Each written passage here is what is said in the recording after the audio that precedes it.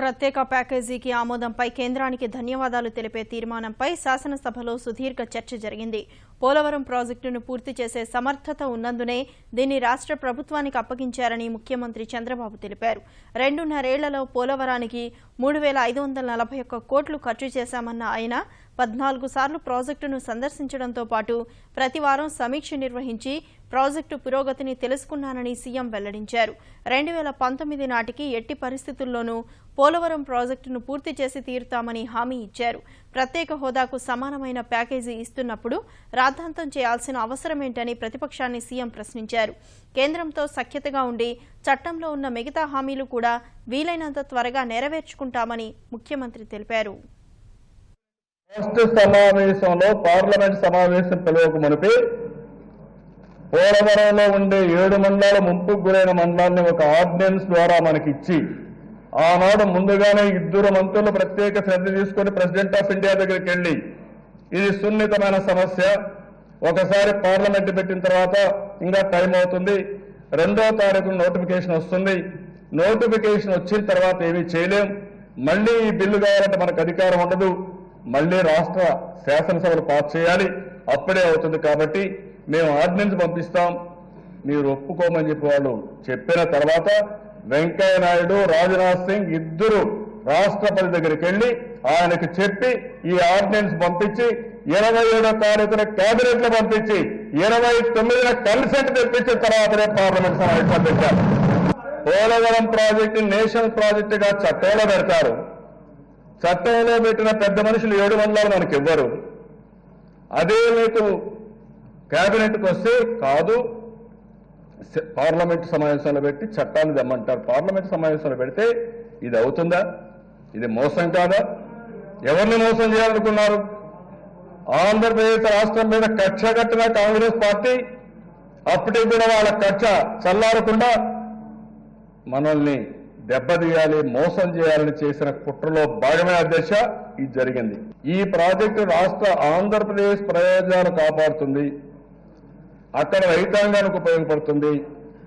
ఈ ప్రాజెక్టు పూర్తి చేయాలంటే సమర్థవంతంగా పనిచేసే శక్తి ఒక ఆంధ్రప్రదేశ్ ప్రభుత్వానికి ఉంది. ఎగ్జిక్యూషన్ వాళ్ళకి స్పెషల్ స్టేటస్ కు ఏవైతే బెనిఫిట్స్ ఉన్నాయో ఆ స్పెషల్ స్టేటస్ కి ఇచ్చే బెనిఫిట్స్ అన్ని కూడా స్పెషల్ అసిస్టెన్స్ కింద మీకు ఇస్తాం. స్పెషల్ స్టేటస్ అనే మాట 14th ఫైనాన్స్ కమిషన్ వల్ల పోయింది. ఇప్పుడు ఏ స్టేట్కి కూడా ఇవ్వడం లేదు, కాబట్టి మీకు ఇవ్వలేకపోతున్నాము. అదే సమయంలో మీరు చాలా ఇబ్బందుల్లో ఉన్నారు, మీకు ఈ డబ్బులు ఇస్తామని పూర్తిగా ఇస్తామని హామీ ఇచ్చారు అధ్యక్ష. 2.5 సంవత్సరాలు చేసిన ప్రయత్నం ఈరోజు జయప్రదం అయింది. దీనికి నాకు ఎంతో ఆనందంగా ఉంది. ఈ సభ ద్వారా నేను ప్రధానమంత్రి గారికి మనస్ఫూర్తిగా ఇప్పుడే నేను ఫోన్లో కూడా మాట్లాడాను అధ్యక్ష.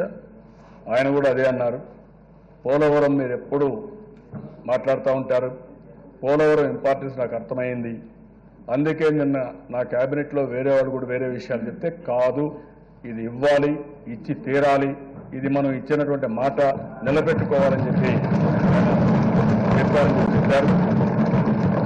ఒక వినూత్నమైన కార్యక్రమానికి నాంది పలికారు.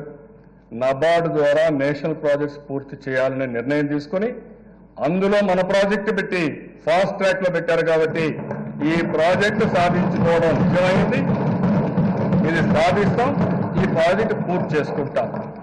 స్పెషల్ స్టేటస్ లో ఏదైతే ఉందో అవన్నీ ఇస్తామని కేంద్ర ప్రభుత్వం చెప్పిన తర్వాత మీ బాధ ఏంటి చెప్పండి నాకు. ఇంకా కేంద్ర ప్రభుత్వం ఉదారంగా ముందుకొచ్చి ఇప్పటికి ఇంకా కొన్ని పెండింగ్ ఉన్నాయి. విశాఖపట్నం రైల్వే జోన్ ఎవ్వరికి అనుమానం అవసరం లేదు, ఆ రైల్వే జోన్ విశాఖపట్నానికే రావాలి, వేరే ప్రాంతానికి కాదు, ఎవరు మాట్లాడడానికి వెళ్ళలేదు. అది నిర్ణయం అయిపోయింది, అది కూడా సాధించుకుంటాం. తొందరలోని డీలిమిటేషన్స్ కూడా బిల్లు తెమ్మన్నాం. 275 సీట్లు 220 సీట్లు అవుతాయి. అది కూడా వస్తే ఇంకా కొంతమందికి అవకాశాలు కూడా వస్తాయి. కడపలో ఉక్కు కానీ, దుగ్గిరాజపట్నం కానీ, మెట్రోస్ కానీ, ఇంకా చాలా చిన్న చిన్న విషయాలు చాలా ఉన్నాయి. సెంట్రల్ యూనివర్సిటీ, ట్రైబల్ యూనివర్సిటీ 2 రావాలి. ఇందులో ఉండేటే కాకుండా కొన్ని ఎక్స్ట్రాగా కూడా వచ్చాయి, అవి కూడా మనం సాధించుకుంటున్నాం. ఎవరైతే స్పెషల్ స్టేటస్ వల్ల ఇండస్ట్రీస్ వస్తాయని యువతను మభ్య పెడుతున్నారో వాళ్ళకు ఒక సవాల్ విసురుతున్నాను అధ్యక్ష. ఏ రూల్ కింద వస్తాయి చెప్పండి. ఇంకొకటి 20 ఏళ్ళు 15 ఏళ్ళు కొన్ని స్పెషల్ స్టేటస్ వచ్చాయి. అక్కడ బ్రహ్మాండంగా అభివృద్ధి అయిందంటున్నారు. ప్రభుత్వమే ఖర్చు పెడతాం, ఆల్ ఎమ్మెల్యేస్ పోయి ఇక్కడ కంటే బెటర్గా అక్కడ అభివృద్ధి జరిగిందని మీరు చెప్పగలిగితే, పలానా దాని వల్ల లాభం వచ్చింది చెప్పగలిగితే మనం కూడా డిమాండ్ చేద్దాం, అది కూడా చెప్పండి.